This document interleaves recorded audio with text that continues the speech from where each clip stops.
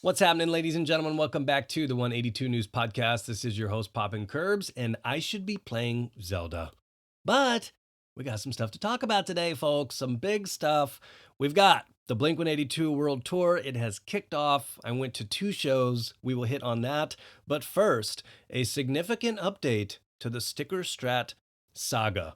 Let's start there. So for those of you who have followed the pod or the pod pages, you will know that Tom's white sticker Strat, his main axe from 94 through 97, is a big deal to a lot of us. It's a big deal to me. Now, I don't want to get too deep into the history of this because I have several YouTube videos up on this. But long story short, a few years back, there was a small group of us I refer to as the Sticker Strat crew. That's Davy Jones, Q182, and Blink Still Rules. And at that time, they were trying to really just identify what stickers were on this guitar and maybe some of the hardware tweaks through the years. And this is information that just wasn't out there. And all we had to go by was basically shitty photos or videos from back in the day. I mean, this is not, there's no iPhones, there's no professional cameramen up front following Blink around that they had hired. This is early. They didn't have that stuff just yet. So a lot of this is just really trying to dig through grainy photos, match that up with bands that maybe Blink was playing with and their logos and all that good stuff. So that was a journey in and of itself, was just identifying what all was even on that guitar. One of the videos I did about the research of it goes super deep into that and all that process and how they were able to figure all of that out. And then ultimately, once the stickers were identified, we either need to find the stickers, or what ended up having to happen is Davey, being a designer, he recreated all of these by hand, exact to scale, which is another huge project in and of itself. Hundreds of hours spent on that. And when I kind of got an itch to make my own, what I decided to do was document the process so that future generations of Blink fans, Tom fans, Gearheads, whoever, if they want to remake this guitar and make their own little replica, they can. And so ultimately, when I started my journey on that, I wanted to do videos really laying out what you would need and laying out how the stickers needed to be slapped down. So on the YouTube page, and believe me, this is as nerdy as humanly possible, but if you're into this type of thing, go down that deep dive. There's a video on the research, there's a video on my journey recreating it, and then what I think is a super beneficial one is going to be the sticker placement video. Okay, so if you have these and you're getting ready to lay them down, it shows you exactly where all of these need to go. Now, there's a lot of lore behind this guitar, and because of the hype surrounding it, I was posting about it a ton. Sticker Strat crew was posting about it a ton. Essentially, Tom's camp, so Jeff Pereira, friend of the podcast, he kind of got the idea to maybe re-sticker Tom's and surprise him with it. And you know, it's interesting because I don't know that this would have happened without some of the hype surrounding it with all the work Sticker Strat crew was doing. In fact, I could pretty much say it wouldn't have. But Tom had the original Sticker Strat. He had de-stickered it in the late 90s, and it basically just sat for a quarter of a century, which is crazy. And in the meantime, you know, I'm doing these videos. Tom had actually seen one of those videos and reached out to me, which was rad. So there was a little bit of hype building on this. And Jeff thought it would be rad to clean up the original. You know, Tom had said he regretted de-stickering it. So this would be a really cool surprise. And he thought Tom would be super stoked. So because of the research, because of the placement videos, because Davey had the stickers, long story short, Blink Still Rules was able to send one of Davey's stickers sets over to Tom's camp, and they were going to re-sticker Tom's original Sticker Strat, the original guitar. Okay. Now that was like a year and a half ago. It was a long time ago. And actually around that same time, they did a replica for a benefit auction that was posted. Tom was holding it. He signed the back. to raise some money for one of their friends who was battling cancer. And, for a year and a half, essentially, we have had to sit on this secret that not only is Tom's sticker strat back, but it's fully stickered, it's cleaned up, it's in great shape. And we just didn't know when we were going to be able to say anything about it. So this is crazy. Like I'm thinking back, it's a year and a half. It's over. No, it was like January of last year of 22. So I've been sitting on this forever. And when we found out, that Tom, he was surprised with it, he was stoked. I thought for sure that Tom would post that like that afternoon or the next day. Knowing how Tom is, he gets excited about this stuff. I'm thinking, all right, we're going to wait till Tom says something or post, and then we'll be able to share that we played some sort of little role in getting this, iconic piece of Blink history back out there. And we were waiting and we were waiting and we were waiting. It didn't happen. Well, then Tom gets announced back in Blink. And I'm thinking, okay, maybe he's waiting for the Blink tour. Maybe he would bust it out on like the Damn It Encore. People would go nuts. I had also mentioned and thought that it would be cool to tie it in with some To the Stars releases, either like a mini replica or, prints, shirts, whatever. People would eat this guitar up if it's on anything. It's a big deal. And we just kept waiting, kept waiting, kept waiting. I'd seen it, I have pictures of it that I was just like, oh my gosh, I wish I could share these, but I can't. I'm going to respect this. I'm going to wait. And ultimately, I had kind of forgotten about it. It's like we have the Blink announcement that Tom's back. We get Edging, World Tour. It's been a long time. I just haven't thought about it. A lot of life between now and then. And I knew it would just pop up somewhere, somehow, and everybody would know about it and it'd be rad, but I just didn't know when that time would be. So ultimately, what happened is Blink kicks off their tour on May 4th. And as part of their tour, they have like a VIP museum. So if you have some sort of VIP ticket package, part of what comes with that is a little tour of some, mementos or little pieces of Blink memorabilia that are on display, which is really, really rad. I wish there was a fucking huge museum of this. I would love it. It's like the coolest shit ever. And a few days prior to tour, I was told that the sticker strat was going to be a part of it. And I'm thinking, oh my God, here it is. Here's the big reveal. Now, I didn't want to post anything. I've held on to the secret for that long. I'm not going to say anything, but I was waiting for the VIPs to get let in on that day because I was hoping some pictures would surface so that finally we could reveal this and get it out there and just be stoked that Blink fans all over the world are going to be able to see this in person. And it's kind of funny the way that I initially saw it on display. So Mr. T-Shirt, another friend of the podcast, Blink's merchandise manager, I guess he was helping set up some of these mementos on display. And he had a lot of his badges throughout the year, like his passes, his backstage or all access passes. And so like the morning of the show, the first show, Mr. T-Shirt had posted like a reel and he was kind of showing off his passes going down the line. And in the bottom right corner, you see the headstock. And you see the little leprechaun Clover sticker, the Descendant sticker. And I was thinking, oh my God, there it is. There it is. And I was thinking 99.9% of people watching this reel right now have no fucking clue.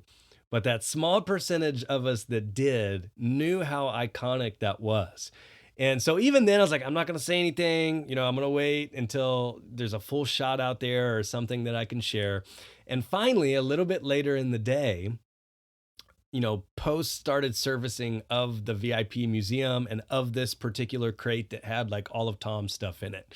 And there it was, sure enough, in all her glory, the restored sticker strat, the original one, completely restickered thanks to the sticker strat crew, was right there on display in a little VIP Blink museum. How fucking rad is that? And so as soon as that became public knowledge, I was able to finally share the photo, a nice close-up of the front. So check out the pod Instagram if you haven't seen that yet. It's just such an iconic axe when you look at those old photos of Blink back in the day. Tom's playing that. I mean, that is the guitar I think of when you start getting into Cheshire Cat era. So I'm just so stoked to play some sort of small little role in helping bring that back to life. And if you're out on tour or if you have VIP tickets, I hope if you see that, you just maybe think a little bit more and cherish it a little bit more with like the history surrounding it because it's an iconic guitar. And the fact that that is now traveling with Blink all over the world and folks will be able to see that, snap pictures of it. It's just incredible. I mean, it really is. It's just, it's all come full circle. And it just comes from so many different folks trying to do good things. You know, this was the Sticker Strat crew just trying to get the information out there. That's me spending a ton of time with the videos, and Davey and I spent countless hours putting this together so that it's out there for, you know, future generations of fans when I'm not here 50 years, 100 years down the road. Like, I hope there's some kid who listens to this podcast in 100 years and is like, thank you guys. Like, I'm just like trying to lay the foundation of just how fucking rad that guitar is and hope that folks use it for years to come. So it really meant a lot to me. And I'm just so stoked that now that's public knowledge and it's out there and it's really rad.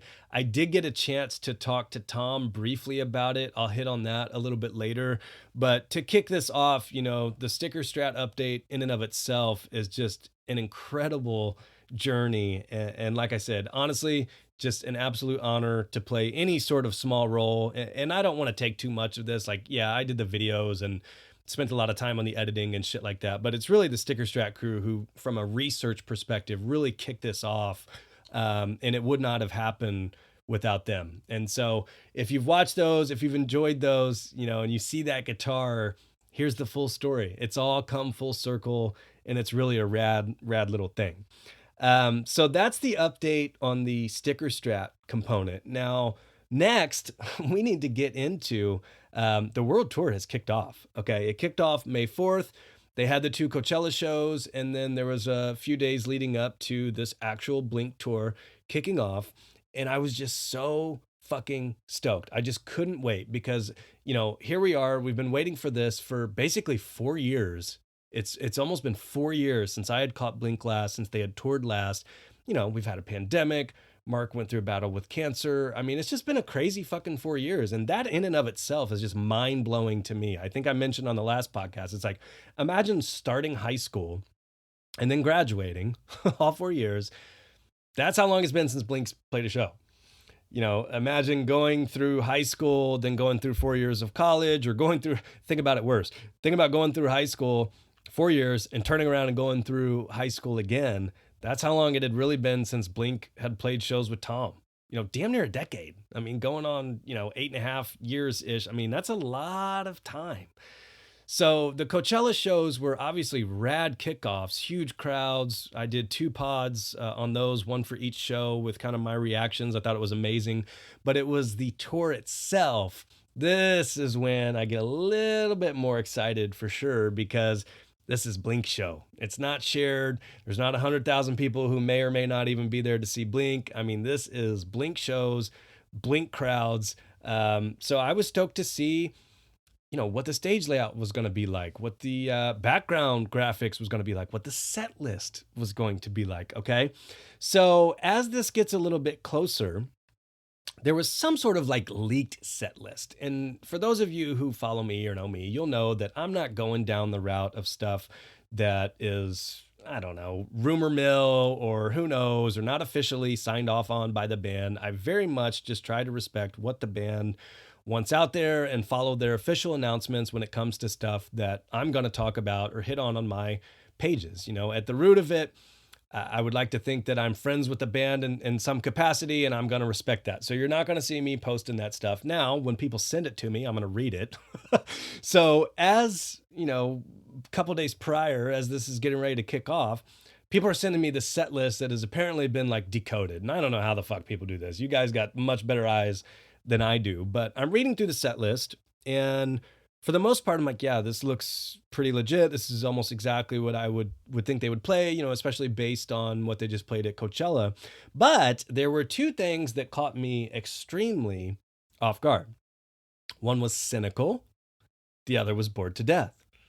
And I will say, I had been asked about this. I think even on one of my Twitch streams, we had discussed it at one point. I'll be honest, I did not think they would play the Skiba era songs. And I was hoping they would, because you guys know me. I love California Deluxe. I was hoping and praying they would. And when we were discussing it, I think I even said, like, if they're going to, I think it would be Bored to Death. Like, that's the one. That would be the one. And as I'm reading this, I'm like, gosh, if that's accurate, that would be fucking rad. It really would. And then low key, like, I started getting hella hype for Tom doing Bored to Death. I mean, that song is a banger, and I just couldn't wait to hear Tom's take on it. Now, they play their May 4th show, and I will say, because I was going to a show, their next show, the second and third shows, just a couple days later, I really tried to stay away from spoilers. I didn't want to watch too much, but I had to watch Bored to Death. And so when they played that night, it then solidified the fact that I guess that set list leak or whatever was accurate. So they did play Cynical, and they did play Bored to Death. And I gotta say, a lot of bands that have members in and out, there's times where they just completely skip certain eras, or jump back to when different people were in the band or whatever. And I didn't think they would play it. I really didn't. But the fact that they did, I think it's extremely important. And what it meant to me is that I think everybody is in such a great place with Blink. If those weren't on there, there would probably be people saying, like, oh, maybe Tom didn't want to play Skiba stuff, or, he didn't want to do it or whatever. But the fact that they did, to me, that was just like, it seems like everything's great. The dudes are happy. They're having fun. Marcus said they're in a great spot with their friendship, and Blink's in a great spot. But to me, like, this solidified it. It's like there are no hard feelings anywhere. And so I personally think, and I don't know if anybody else will talk about it or if it'll come up, but I think Tom being totally down to play those songs is huge. I mean, that takes a lot from his side. So I was super stoked to see that happen. And then when I saw them play it, I watched a video of it that night. Man, it was awesome. It really was. I thought he sounded great. That guitar stuff that he does, I mean, it's just, that's perfect picking pattern for Tom. I thought he crushed it, as well as Cynical. So I had to watch those two just because I'm like, gosh, I just can't even believe this is hardly real. I'm not even going to talk about this unless I get proof in my mind that this actually happened. And the fact that it did, I just thought it was awesome. And I thought Tom absolutely crushed it. Now, I tried to avoid any other spoilers leading up to my show, because I just wanted to kind of experience this as net new, going in, almost blinded, so that I could be shocked by this. I'm not really the type that wants to know every single thing going into it. And I think, even though I may be privy to, like, minimal stuff behind the scenes or a tad more insight in some capacity, it's like, at the root of it, I'm still just like a fan that wants to show up and just have like a rad rock show, So I don't want to know anything. I want to be surprised by the set and anything in the set list or certain breaks or whatever, or what Travis is going to do. So I really went into my shows pretty blind as to what was going to happen. And so Saturday rolls around, and it's time to roll up to Chicago. Now, I will say, I'm from a small town in Indiana. We make the drive up to Chicago. And what I don't understand about these big cities, and it's the same way in LA or when I'm in San Diego, where the fuck do people pee? I do not understand it. We get to Chicago. I've been sitting in a car for 6 hours. I gotta pee. I'm like, okay, let's stop at the gas station. Where I'm from, you can pee in a gas station. We walk in. I ask if there's a bathroom. This clerk looks at me like I just asked him for $1 million in an advanced copy of the new Zelda game. He looked at me like I was fucking crazy. I'm like, dude, I gotta pee. I walk outside. There's some dude on the side trying to sell me literally like Tide laundry detergent. I'm like, what is happening here? I don't understand. Like, I guess it's good that he's not trying to sell me like coke or heroin or something, but I'm like, am I missing something here? Something I'm in the middle of finishing Better Call Saul. I'm like, is there something more to these Tide containers? I mean, that's great. I could use some Lysol or something. I'm glad he's selling good stuff, but I'm getting harassed for Tide. I can't pee. I'm like, all right, let's go up the street. Let's see if we can find a place to eat so maybe I can pee there. We go to a Popeye's Chicken. Nobody's parked there. I walk in, no bathroom. Where do people pee? I walk up to the front. Maybe I'll get some food. It was more locked down than my local bank. I mean, I was like, where are we? Did they forget to change the sign? This is crazy. Go outside. What else is around here where I can pee at? Oh, a McDonald's. Oh, they always have a bathroom. Yeah, McDonald's. Let's go to McDonald's. Drive up to McDonald's, bullet holes all over the window, walk inside, bathrooms are closed. And I'm just sitting there thinking, where do people pee in these big cities? I don't understand it. God forbid you have to do a number two. Jesus Christ, you just screwed? I don't get it. So, Chicago, I don't like driving in big cities. So, it's intimidating to me right away. I don't even know if I should get started on the parking situation. That's another thing. It's like, where I'm from, it's crazy. We have these things called parking spaces, and it's really rad. It's like you walk outside, you get into your car, you drive where you need to go, and there's two little lines, and they're open, and you park there. And then you get out and you walk like 10 steps to where you need to go. In big cities, they don't have these.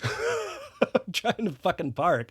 Like, this will be $50. This will be $60. I'm like, it doesn't even if you can find a spot. So I'm just absolutely mind blown by some of this big city driving, parking, and peeing situations. It's fucking absurd. I don't get it. Seriously, hit me up on the pod IG.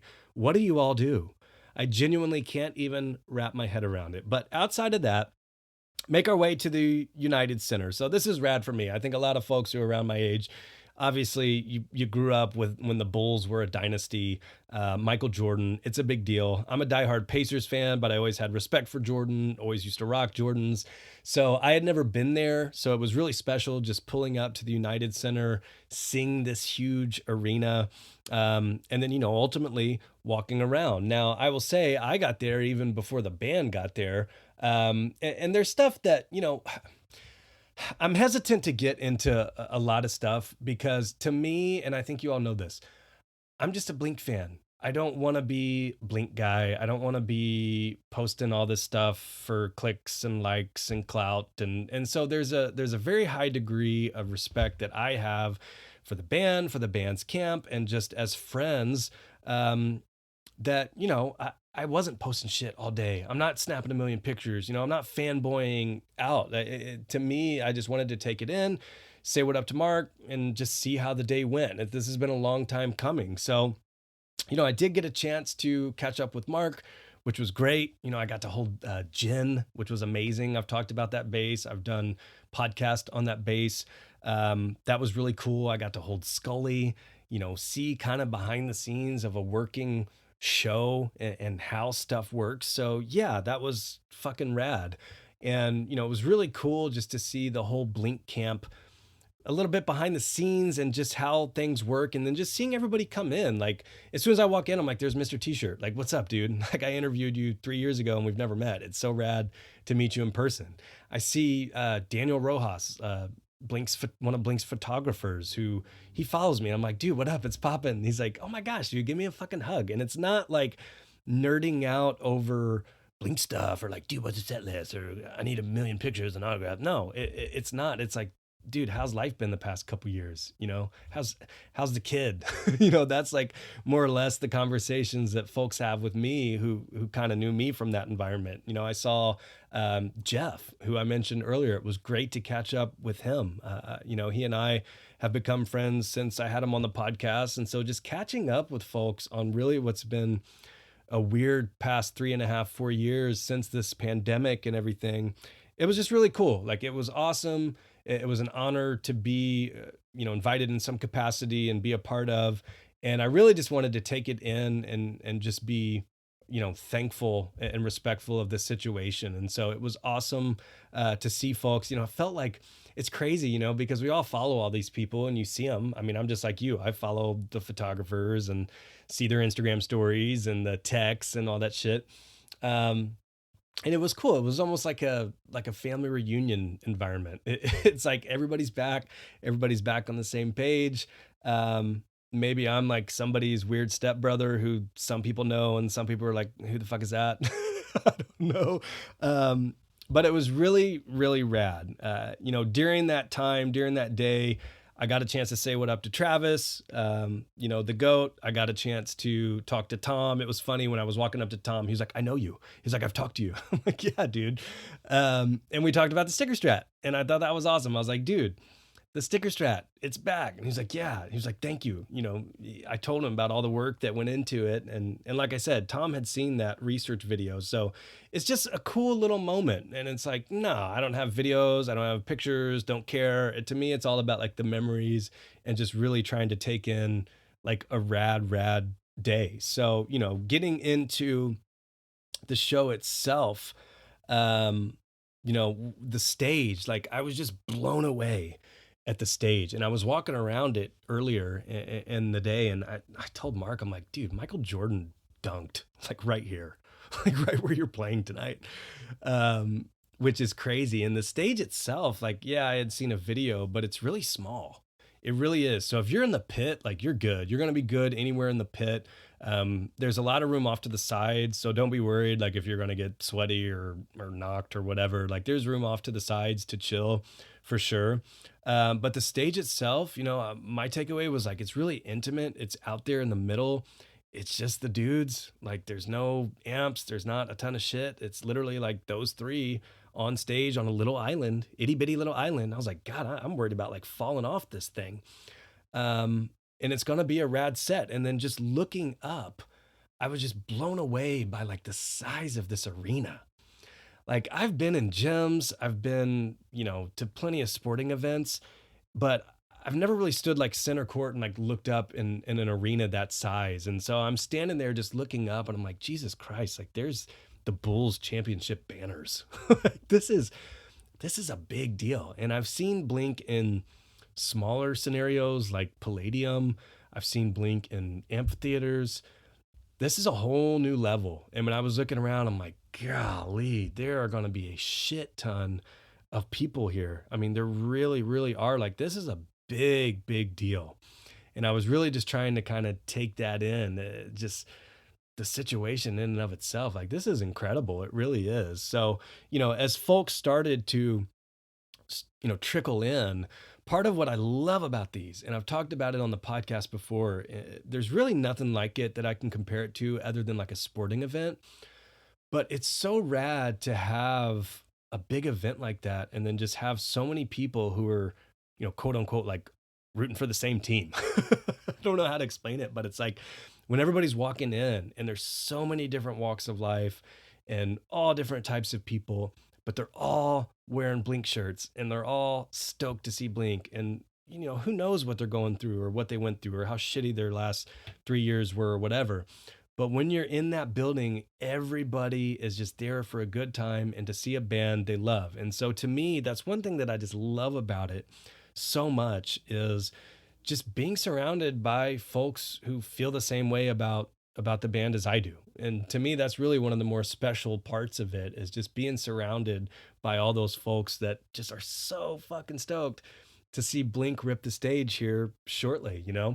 It was awesome. I got a chance to meet so many folks. I mean, actually, a lot of folks who listen to the podcast or follow the YouTube page said what up, which was rad. As soon as I walked into the pit one of the nights, someone looked at me and was like, "YouTube guy?" Like, kinda, I guess. Really trying to get the YouTube page going this year. But it was awesome. Like, I got to meet up with friends that I've played video games for 3 years, almost 4 years, but have never met in person. And a lot of folks from Mark's Discord or just friends of the podcast. So it was really fucking awesome. I mean, so much rad stuff happened even before the show became a thing. There's a special moment where Beauty School Dropouts was opening. And, that's one of the bands that Mark has a collab with them. Like they're on his label that he helps with. And so it was really cool for them to get an opportunity to open for Blink. I mean, this is a big deal for them. Well, at a lot of the shows, Mark has been walking out into the pit to listen to them early on. And so at this show, I walk out there was a small group of us, and we walk out there with Mark. And one of the things that I thought was just so cool was just kind of seeing the other side of things of like how folks were flocking to him, or like when we were walking out, like just so they just lit up. And as the best way I can explain it is like we were walking out and I was right behind Mark and I can just see folks lighting up like, oh my God, there's Mark Hoppus.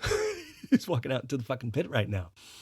And it was just so special. And I even got emotional at one point, and my buddy was next to me and I had to kind of like, I had to take a sidestep and like wipe my eyes for a second because there was a moment where Mark was going out of his way to come say hi to folks, who were like sprinting from the rafters, like Mark, like screaming. And Mark, being the kind dude that he is, he walked over there and said what up and snapped a couple pictures. And I was just sitting back watching how happy he was making all these people and just for taking the time to go do that. A lot of people don't do that. I mean, what celebrities do you know that walk into a random GA pit in the middle of a set? Or who are going to walk around, the outskirts of the arena seating or whatever, and are just totally down to come over and take 10 seconds to make your day and what's going to give you a super rad lifetime memory. And it's little things like that that throughout the years just build and build and build. And that's what builds the fan base and makes a loyal fan base. And it's just little shit like that that Mark still has instilled in him that he still does. And when I saw him doing that and people had signs and running over and I'm standing just behind him, like taking it all in, I got a little emotional. And I tell you, the part of my brain that was thinking, I was just like, I am so fucking happy that he's here for this. And he knows how much it means to take a step over there and say hey, take a picture, and I'm just so happy that he's here for this. He's able to enjoy this and that the fans are as well. So that was a really cool kind of behind the moments, one of few that I'm comfortable talking about that just because I thought it was really special and just a really cool insight. Turnstile was rad. A lot of people, I feel like Turnstile came out of nowhere. Maybe I'm just crazy, but I feel like all of a sudden in the past year, like so many people are hitting me up about Turnstile. They put on a rad show. Tom was high on Turnstile for sure. He told me, he's like, dude, they're fucking rad. He's like, you got to go catch them out. I'd never seen them live. He's like, dude, you got to go watch their set, man, because they put on a killer show. Their lead singer is one of my favorites. They're one of my favorite bands right now. So, get there early, enjoy it. I thought BSD was dope. I thought Turnstile was dope. And then it comes time for Blink to hit the stage, 9:15. Here we go. It's go time. I waited a long time for this. It's been a long time since I've seen them in general, super long time since I've seen them with Tom. It's been 2013, I think is the last time I saw him with Tom. So it'd been almost 10 years, which is crazy. A whole decade. Like I said, a lot of life between now and then for everybody. And then they come out. And so trying to avoid set list spoilers, comparing what I had seen a little bit to the Coachella set, one thing that on the Coachella set, they were coming out to Family Reunion. And I had mentioned, I thought that was a great way to set the mood. I just thought it was funny. What other way to come out and set the mood? But if you were going to ask me, would you prefer they come out with kind of a joke song or come out with a banger? I'd probably lean toward the banger. And so one of the tweaks early that I was stoked to see is they come out to Anthem 2.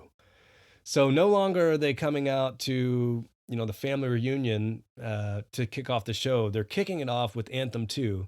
You all know me. Take Off Your Pants and Jacket is my favorite album of all time. That's how that album starts. You couldn't write anything better.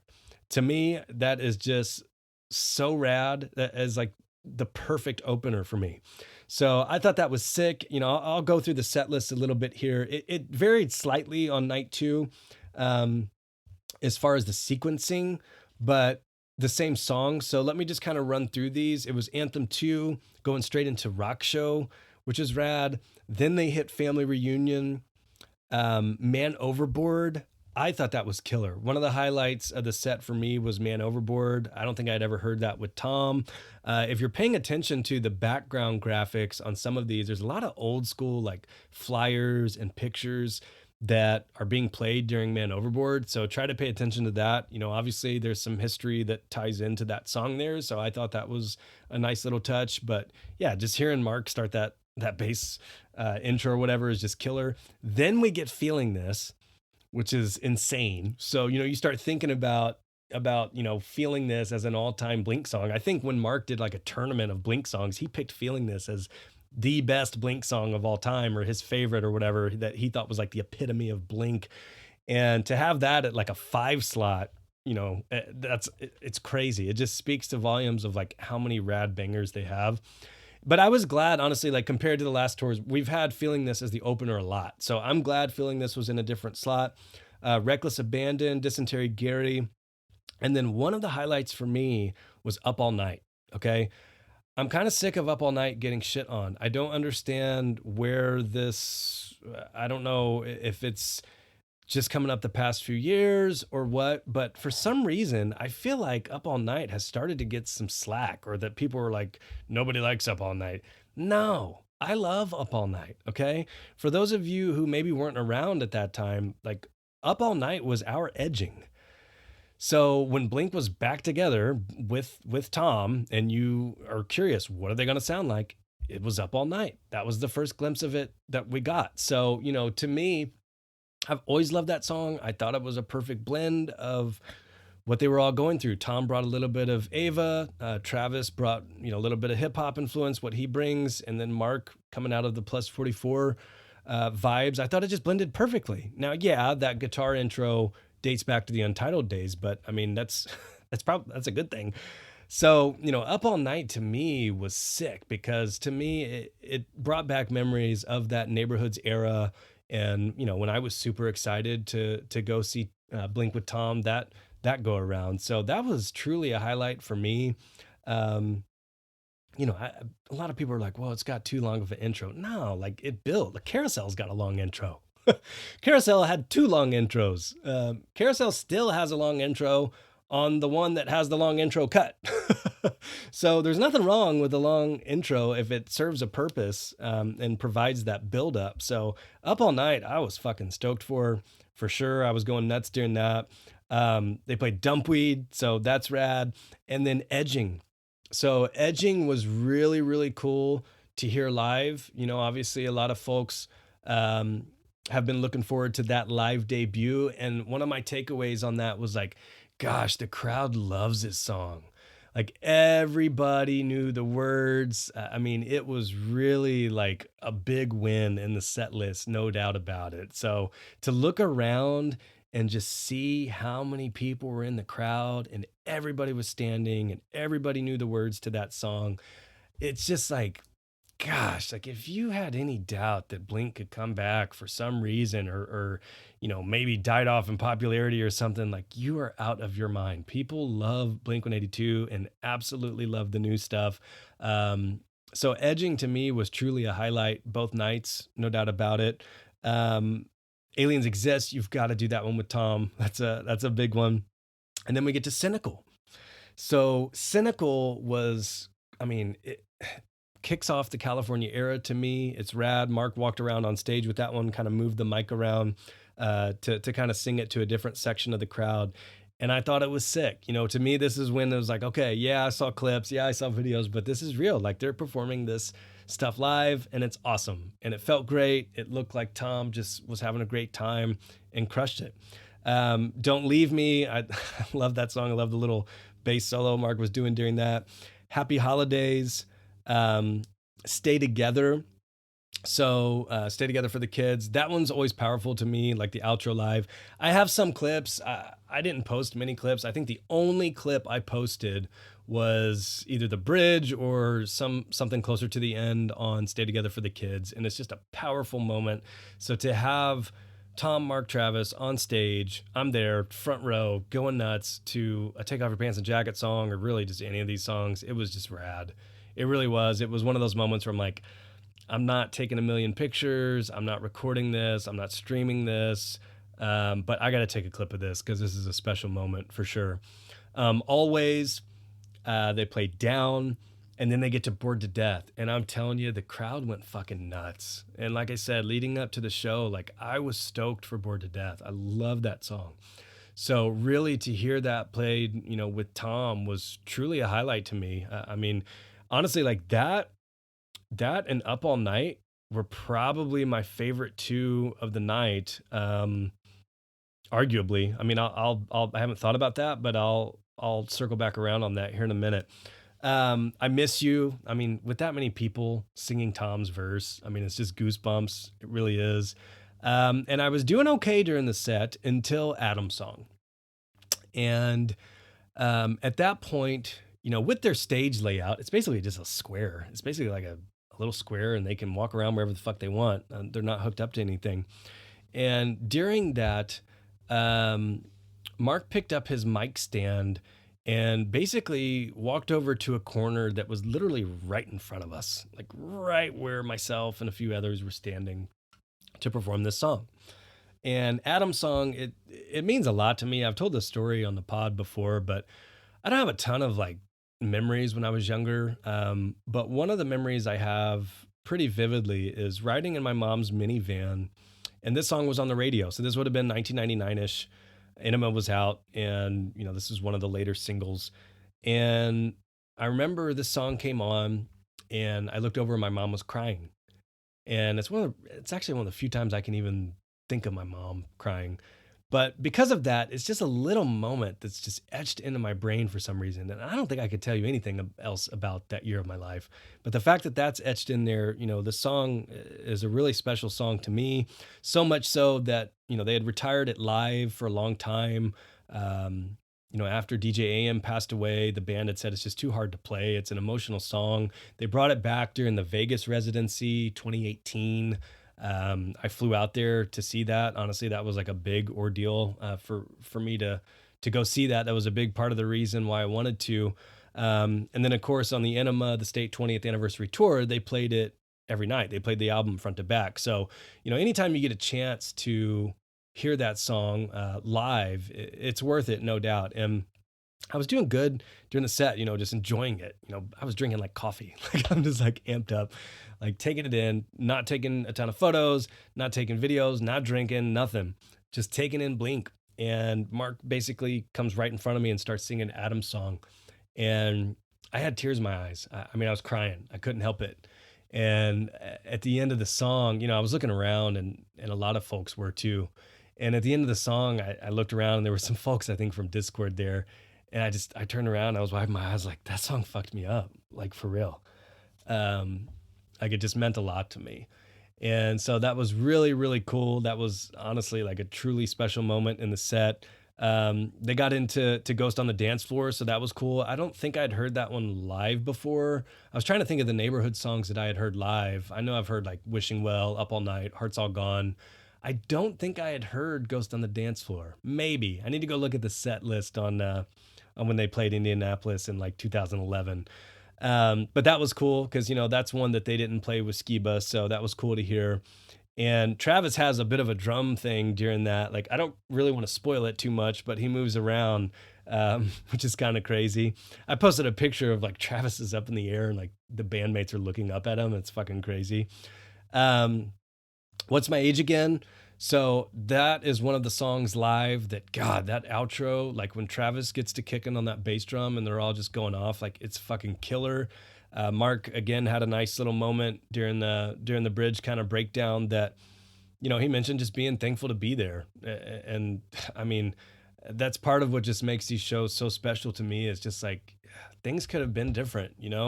So really take those in and really cherish it. And I know Mark is and will continue to do so. First Date, that's a fun one. I feel like I saw a couple boomers in the crowd. All the Small Things, of course. And then to close it with Damn It. I mean, Damn It's my favorite Blink song. It's the reason I got into Blink. So I'll never get sick of that being the closer. I thought it was incredible. As far as like set length, I thought it was perfect. I know people bitch about hour and a half or whatever. Willie Nelson plays for 17 hours. Yeah, I'm telling you, you don't want to stand for 3 hours. So I thought it was absolutely perfect. The crowd was into it the entire time. Everybody was standing the entire time. There was a couple times when I would look up and I just genuinely like had a hard time even comprehending how many people were there because they were so high up and so far away and just surrounding us. Like there was a shit ton of people there. So I don't know if it's like 20,000, 25,000, but it was just a whole new level of like, wow, we are here at the United Center, literally where Michael Jordan used to play. Blink's here back with Tom. I mean, it was honestly just surreal experience. It really was. So, looking at the set list, I would say the highlights to me were probably, gosh, if you had to put me on the spot, I mean, Bored to Death is up there. If I My top three favorite songs I think of the night were Bored to Death, Edging, and Up All Night. They really were. As far as just like how hype I was, how stoked. Right after that would be Adam's song. I don't typically like to cry, so that's the only reason I probably wouldn't put that top three. But yeah, all in all, I thought it flowed perfectly. There's really nothing I would change. I thought the length was great. I thought they were having a blast on stage. They're basically bantering between every song. I mean, it's just hilarious. If you get to a show, you will definitely enjoy it. I think if you had to say pop and make one change, what are you gonna do? Make one change. I Part of me would somehow try to find a way to squeeze in like a Josie or an M&M's, and that's it. And I think if they did that, there's literally nothing else that I would selfishly tweak. But as it is, I honestly think it's perfect. I really do. There's so much that goes on behind the scenes to get these in order. There's a lot of thought that goes into these set lists. There's a ton of production that goes into it. So stop bitching about the set list. Do not go complaining to Mark directly about the set list. It's not something that they can tweak just in 2 seconds on the fly. There's a lot that goes into it. So yeah, I just don't think it's a great idea to do that. Just appreciate where we are, 2023, Blink's back. Get out, catch a show if you can. You will not be disappointed. Maybe at some point during the second stretch or later down the road or something. I think obviously we'll probably get a new song in there eventually. So it'll be interesting to see where that goes. Maybe they'll switch it up a little bit. They have since played Not Now, which is great. They've played Violence. So some of these are getting rotated in and out a little bit. So there is some variety there, but we knew, I mean, Tom said they were practicing 30 songs. There's 25 on this list I'm looking at. Not Now, Violence, that makes 27. I'm pretty sure they've practiced Mutt. That's 28. So we're close. It's right there. So I wouldn't be, too surprised by the set list if for some reason you're going thinking they're going to play M&M's, Carousel, all this stuff. These are huge crowds. These are massive crowds, massive comeback. They're going to play the stuff that folks want to hear. So just enjoy it. As for the second night, set list wise, it was the same songs. They did kind of move up and down with, I think, like Don't Leave Me, that kind of that 6 through 13-ish slot, like Reckless Abandon, Dysentery, Don't Leave Me. I think those were tweaked a little bit, but overall the same songs. I will say the second day was more of like a casual experience for me where, I actually pull up and walk into the front and, kind of enjoy it as just, a normal fan would or whatever, which honestly I liked. Like it was cool. Again, I'm just a Blink fan. Like I kind of just miss rolling up to a show, not worrying about anything at all, and just like getting drunk and having a good time. So it was nice night two to take things a little bit differently, and take it in a little bit differently. And, they killed it once again. Like I thought they were even more on point the second night. I thought they were having just as much fun. I think the jokes maybe even were a little bit better. One thing I want to note on the second night that I thought was cool, before Cynical, Mark shouted out Skiba.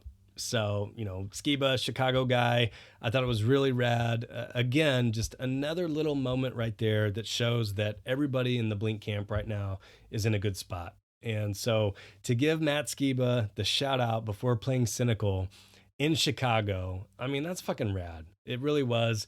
So I thought the second show was really cool as well. Obviously incredible to catch them back-to-back nights. I picked up some rad merch.